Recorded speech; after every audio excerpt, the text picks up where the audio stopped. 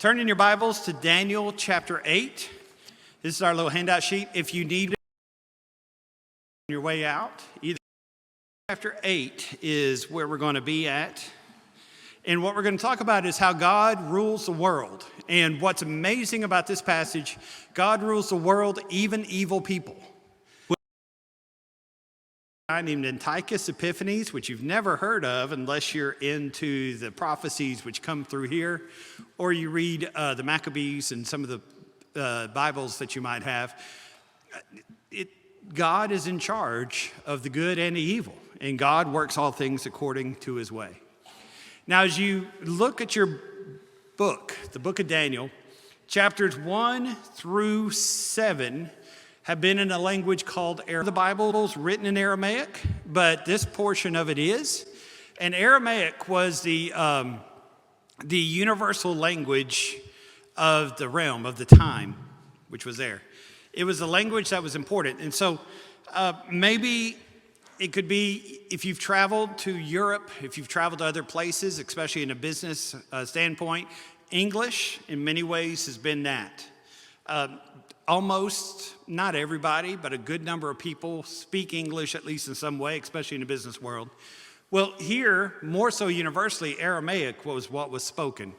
And so whether you're in Babylon, whether you're in Egypt, whether you are in Judah, wherever you might be, Aramaic would be a common language, which everybody would know. And so chapters 1 through 7 of Daniel is written in Aramaic. Because God wants everybody to know, whether you're Nebuchadnezzar, whether you are Cyrus, whoever you may be, he wants you to know the lessons that come from Daniel 1 through 7. And that is, God is in charge. His people may be in slavery. His people may be in exile. Jerusalem may be destroyed. Temple worship may not be going on, at least at this time. God is in charge. Now, chapters 8 through 12 are very different. 7 through 12 is written in what we call apocalyptic or symbolic or hidden language. And 8 through 12 is written in the language of Hebrew. It is the home language that only God's people speak. And so Daniel has switched from his message to the world to now, hey, God's people, this is what's happening. This is what you need to know. And so as you go through chapter 8, we're going to look at very localized lessons, if you will, of what's about to happen to God's people. And it's fascinating stuff as you run through here. Daniel 7 has a lot of threads that I've not in my study been able to put everything together as well as I want to make it just rock solid. Daniel 8, everything's rock solid. You run through it and it adds up, it works out, you can understand it very, very well. If you read Burton Coffin's commentary, Burton Coffin passed away probably about a decade ago. He planted a congregation up in Manhattan, and it was a thriving congregation. And in his retirement, he traveled back to Houston and worked in Houston until his death. And he wrote a commentary of every book of the Bible. Now, some of those commentaries are great. Some of those commentaries look like, hey, I've got to fill in this book, so I'm kind of rushing along. Daniel is a pretty good commentary of his. And when you read this section of Daniel, what he says is he goes back to the Jewish tradition. When Alexander the Great came and was destroying left and right the world, conquering everybody, when he arrived at the gate of Jerusalem, the elders came out to him, and they had this scroll, and they showed him Daniel 9, 8, 9, and 10. And they said, this goat is you. Now, you'd think that might upset you, but it didn't upset him at all. He liked being the goat. This goat is you. And when Alexander the Great saw that he had been prophesied about hundreds of years before he even showed up, saw that he was a center point of this religion, he blessed the Jews. He did not destroy Jerusalem. He blessed the Jews who were in Alexandria and allowed a library there, allowed a lot of work there in that community. And throughout his empire, the Jews had a protected state, at least in the beginning of it. And so that's an interesting thing when you read in Burton Coffin's commentary, starting here in chapter 8 and also in chapter 9. All right, so let's look at it. Daniel's going to have a vision, and let's look at the vision And then we will look at the length of the vision and the interpretation as well. So let's start. First 2 verses. In the 3rd year of the reign of King Belshazzar, a vision appeared to me, Daniel, after the one that appeared to me in the first time. Just a second. I saw the vision, and it so happened while I was looking that I was in Shushan, the citadel, which is in the province of Elam, and I saw the vision that I was by the river Ulai. Okay, so this vision took place around, we'd say 551 BC. And what's interesting here is in 551 BC, Babylon was a world power, and there was no one who rivaled it. Much like you would look at the U.S., even in its present condition, and somebody said, you know what, the U.S. is going to fall apart in the next 5 years. And in 5 years, someone else is going to be reigning over us. There's going to be a different king, a different sort of government. All these things are going to be totally different. You'd look at them, and unless you're really into politics and really hate the guy running, make up that you would think of that would happen. But God comes through and says, hey, this is about to happen. So 538 is when the Medes and the Persians came and destroyed Babylon. 331 is going to be when Greece rises and when Alexander comes through and does his thing. So that's a little bit of your time frame that you're looking at. Now let's look at verses 3 and 4. The ram had 2 horns, one larger than the other, and it pushed west, north, and south. And this beast represents the Medio-Persian Empire. Okay, look at verse 3. I lifted up my eyes and saw there standing by the river was a ram that had 2 horns. And the 2 horns were high, but one was higher than the other, and the higher one came up last. And I saw the ram pushing westward, northward, southward, so that no animal could withstand him, nor was there any that could deliver him out of his hand. But he did according to his will, and he became great. All right, so you see this ram which is coming through. And this represents, as we said before, the Medes and the Persians. I think where I got that from, if you're wondering how I know it's the Medes and the Persians, look down in verse 20, okay? In verse 20, the ram which you saw having 2 horns, these are the kings of Media, and Persia. So if the Bible says it, we probably better believe that that's who this is, right? Yeah, okay. So this happens, this beast rises up, and he begins to go south, that's down to Egypt. He begins to go north, that's up into Turkey, that area. And he begins to go towards the Indies, towards what we call India. He doesn't quite get there, but that's the expansion of the Media-Persia Empire, especially the Persian Empire, as it goes along and as it grows. Now look at verses 5 and 7. A male goat with only 1 horn moved in very quickly and pummeled the ram. Okay, verse 5, as I was considering, a male goat came from the west across the surface of the whole earth.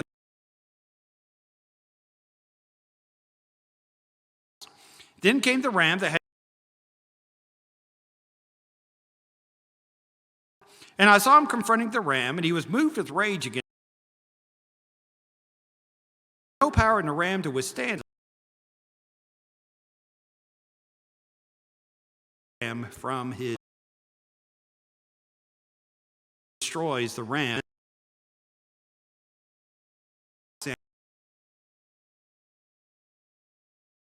Of course, is from Macedon. He says he's from Greece. His father is Philip. Father has son out way and avenges his father's death. And Alexander had one of the weirdest centuries, diagnosed all sort of mental things.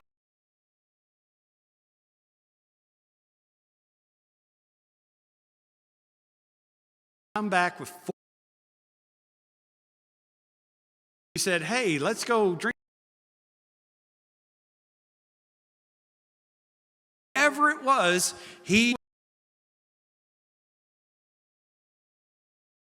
was very driven by his desires, very driven by his dreams, a guy who no one ever said no to him because no one ever could say no to him. And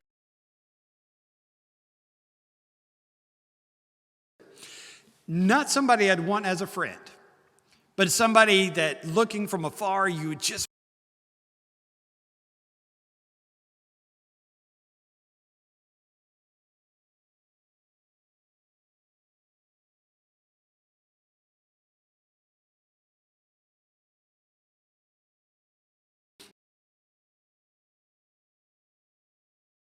Persian Empire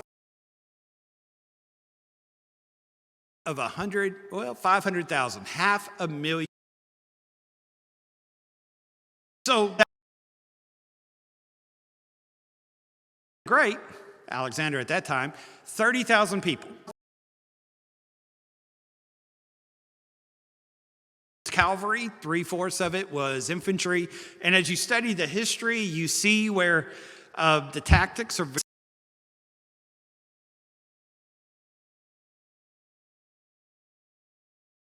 from the back flanks to be destroyed, and then the army just disintegrates. Again, they disintegrate.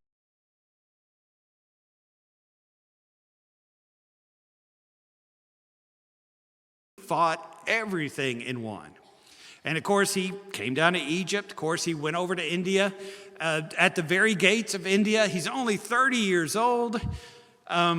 He has probably picked up several diseases. We're not sure what they are. And he drinks himself to death because he just can't stop. And so a 500,000 army could not stop him. People rebelling against him could not stop him. All this territory and country, all these other things, logistical issues could not stop him. The only thing that could stop Alexander the Great was Alexander the Great. But as you read about his battles and you read about your history and you read about the crazy stuff he's able to pull off, it sure looks like God must have been on his side, because there's no one else who would have ever pulled any of that off, ever. But he, in his working, was able to pull all these things down and do this. But of course, at the age of 33, he died. Now read verse 8. The male goat grew very great, and he became strong, and that large horn was broken. And in place of it, 4 notable ones came up toward the 4 winds of heaven. When Alexander died, on his deathbed, he had fathered up to 13 kids, had not talked to a single one of them, and he didn't like any of them. He liked their mothers, but he didn't like any of his kids. What he liked were the people that he spent time with in the army. And there's a lot of questions about those relationships and all that other stuff. We won't get into that, but he chose his 4 generals and said, these are going to be the people who inherit everything. You have the Ptolemies. The P is silent. So the Ptolemies are the Seleucids. Asia Minor is Lysimachus. And Cassander is over in Macedonia. And so as you begin looking at each one of these people, you see where they're placed in different spots. There's 4 districts, 4 regions, and you begin the era of governance.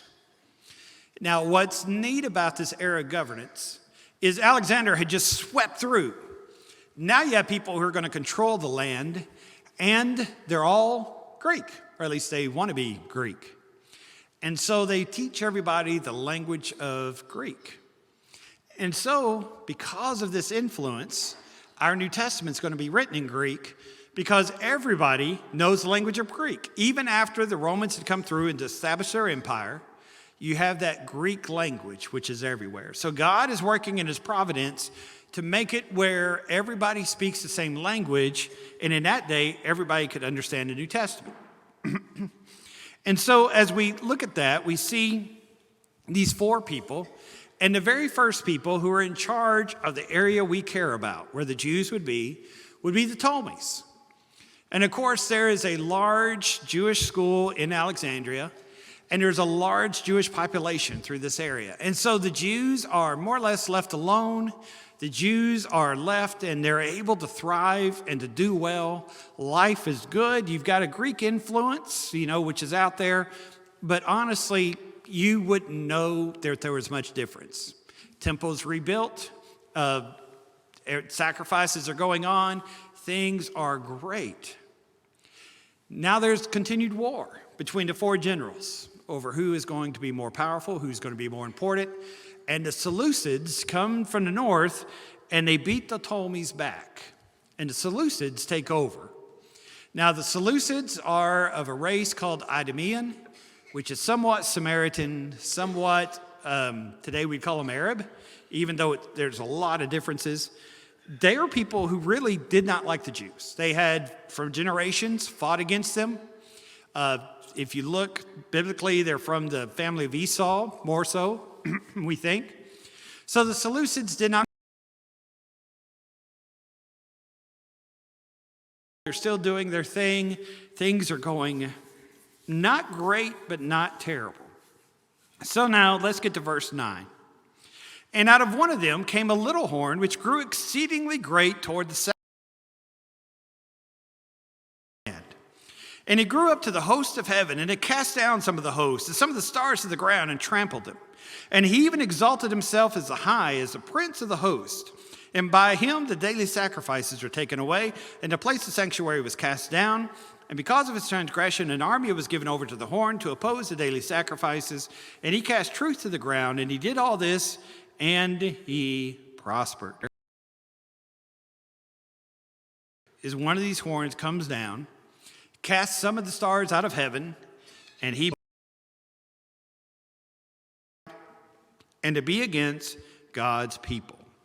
Now, give us just a few minutes, and we'll talk about who this horn is, who this guy is. But now let's go to the verse 13 and 14, because this is the interesting part.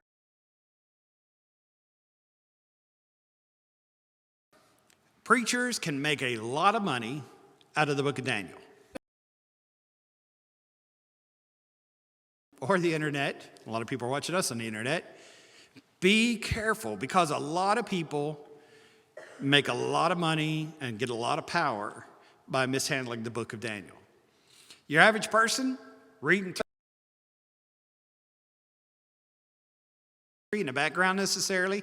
This really mattered to the people of Daniel's time and the people until the days of Jesus. For us, in your daily Bible reading, you go through this and you're just like, wow, this is weird. I hope I get through it. And so a lot of times we haven't studied this as well, especially not here in the church, but the common person hasn't gone through this as much. And so a lot of people will twist this and twist that and say, listen, this great horn is an antichrist, and somebody over in Iraq or Iran or Russia or China is going to come and attack this and attack that and whatever else. And your John Hagees and your Robert Tiltons and your guys like that are going to have these huge charts saying, hey, tanks are coming here and this is coming there. And it's going to scare lots of people, baptize lots of people, have people give a lot of money because they're scared to death, but it has nothing to do with Scripture. And so when somebody starts scaring you out of the book of Daniel, read carefully and see exactly what it's teaching. So verse 13 and 14. Okay, verse 13. Now I heard a Holy One speaking. The Holy One said to that certain one who was speaking, how long will this vision be concerning the daily sacrifices and the transgression of desolation, the giving of the sanctuary and the host to be trampled underfoot? And he said to me, this is my translation here, 2,300 days, then the sanctuary shall be cleansed. Now the Hebrew's not clear as you go through here. If you have like an NIV, some of these newer translations will say 2,300 evenings and mornings. That breaks down, 2,300 divided by 2. Breaks down to somewhere like that, somewhere in the range. Remember, they're working off a lunar calendar, which is about 28, 29 days a month.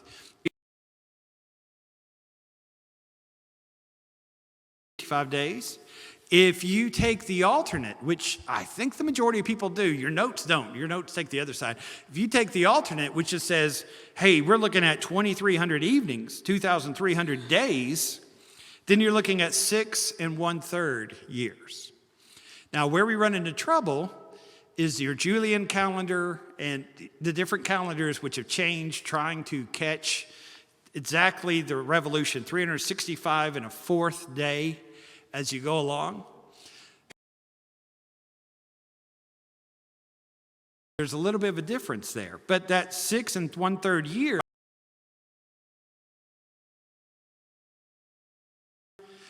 if you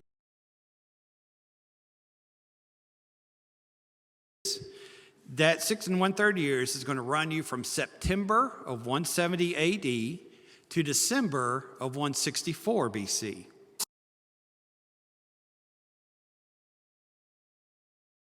To December of 164. Now, here is why I like that. And we'll talk about it here in just a little bit. The Seleucids, they did not like each other. We're in a fairly homogenous area and a fairly homogenous country. And so we don't have the racial tension necessarily that you see going on here. There's a lot of deep racial tension happening. About 170,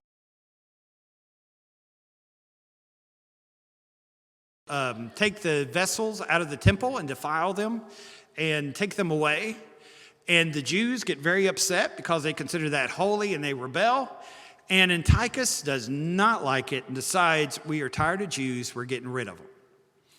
And so he comes and he defiles the temple. He makes it where they no longer do the daily sacrifices. It's now against the law to circumcise anyone. It's against the law to take off work on Saturday. It's against the law to insist on eating certain things. And he brings in, on 167, a sow, which is a female pig. And he sacrifices that female pig to Zeus, or Herena, and defiles the altar. Now the altar is unclean and no longer can worship occur. And so he has brought all that in, and he is trying to destroy Jews. He's killing them left and right every time he has opportunity to do it. Now, why? Why would a king do this to his people? Antiochus, if you're to look at him from a positive point, he sees rebellion in his kingdom, and he sees the purpose of the rebellion as being because people believe differently. And he thinks in his mind, if we all have the same God, and if we're all the same people, there's not going to be a rebellion. So we got to get rid of Judaism, and if we destroy Judaism, make everybody Greek, then we have no problems at all. And so he brings forth, and he does all that, some guys named the Maccabees. You got Judas, Thomas, and if you studied the Maccabees very much, you got the hammer. Very small but zealous people. They fight against the larger Seleucids, and it's guerrilla warfare, and they fight and they fight and they fight. Antiochus Epiphanes will die. We'll talk about that here in a few minutes. And they actually win. And when they actually win, they rededicate the temple. And they do that on December 14th, 164 BC. That is the day we know as Hanukkah. And Jesus celebrates Hanukkah in the book of John, which is interesting. And so Hanukkah is when that temple was rededicated by the Maccabees, by the Zealots, in which that comes. And so we'll talk about that a little bit more here. Now let's go, verse 15. Gabriel's appearance. Then it happened when I, Daniel, had seen a vision and was seeking the meaning. Suddenly there stood before me one having the appearance of a man. And I heard the man's voice between the banks of the Ulai, who called and said, Gabriel, make this man understand a vision. So he came near where I stood, and when I came, I was afraid and fell on my face. But he said to me, understand, son of man, that the vision refers to the time of the end. All right, so we're talking about the time of the end. The end of what? Well, is it the end of the world? No. It's the end of the Jewish religion and the end of that time until Jesus is going to come. All right, let's keep explaining it. Look at verse 18. Now, as he was speaking with me, I was in a deep sleep with my face to the ground, but he touched me and stood me upright. And he said, look, I'm making known to you that which shall happen in the latter time of the indignation. At the appointed time the end shall be. The ram which you saw having two horns, they are the kings of Medes and Persia. The male goat is the kingdom of Greece, and the large horn as between its eyes is the first king. As for the broken horn and the four that stood up, 4 kingdoms shall arise out of that nation, but not with its power. All right. So there you see the illustration there of what this is. Modern people, especially those in the 1800s, Bultmann and other folks like that, really want to date the book of Daniel about 100 BC because they don't like prophecy being this exact, where you can figure out to the day in which things are happening. And they think there's no way that prophecy is powerful enough for it to come through, and so that Daniel has to be written after all these prophecies came to pass. Now, you run into trouble if you have that vision and that opinion when you start reading through the Dead Sea Scrolls. Because the Dead Sea Scrolls are written before this happened, before 200 AD, before all this was fulfilled, and it matches. And you run into trouble when you begin looking at older texts of the Hebrew Bible because we see the texts match. And so it's amazing prophecy which is coming. All right, so look there in verse 23 with me. And the latter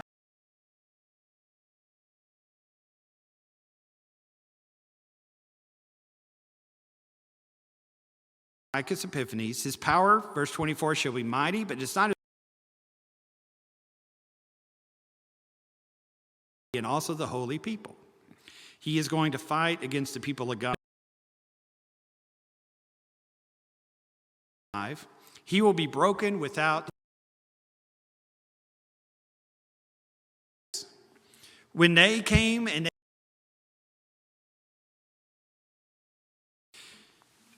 Antiochus Epiphanes, really,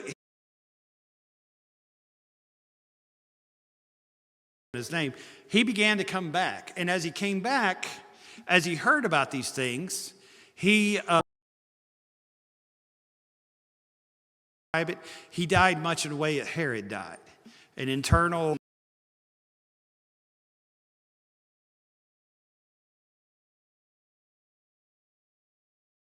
to lead his forces in battle, and his people melted, and the Maccabees were able to win and overcome Jerusalem.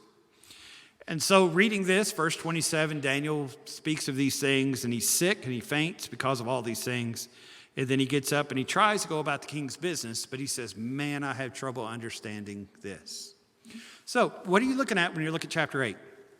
What you're looking at is Daniel is telling God's people, this is what's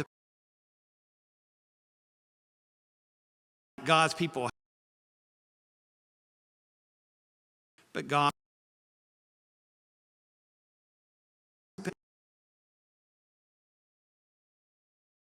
Alexander the Great,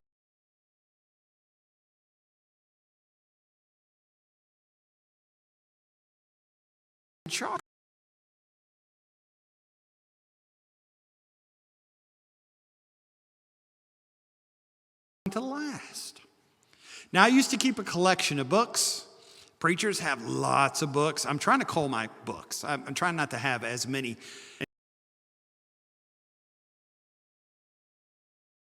A lot worse, but I'm being better. Kevin, how are you? Ton of books. Now these young whippersnappers, you know how they are. They got everything on the computer. They hardly have any books. I don't know how they preach. Well, I used to collect liberal books.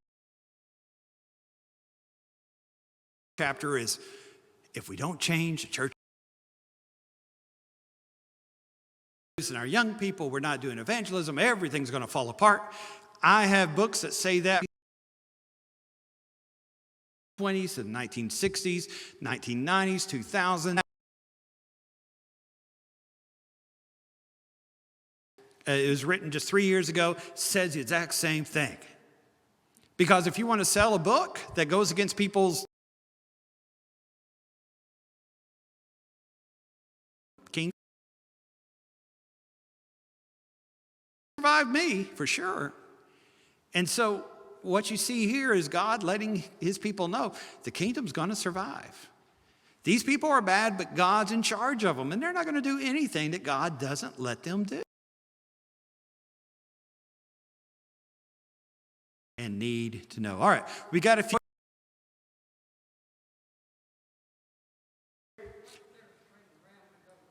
What's the difference between a ram and a goat?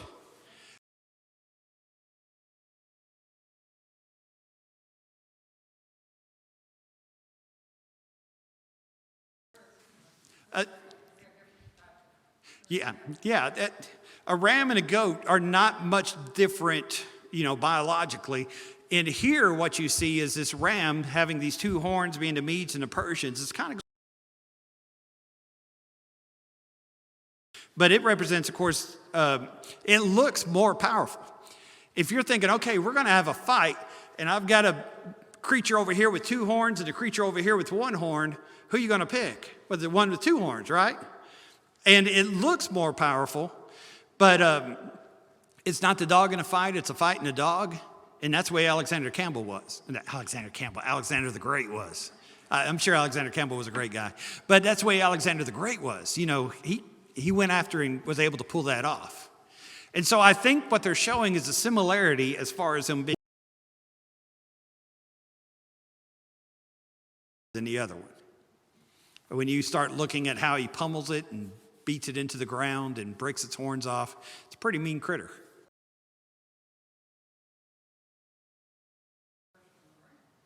Yeah, yeah.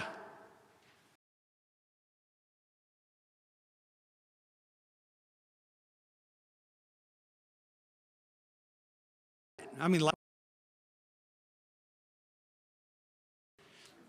you like how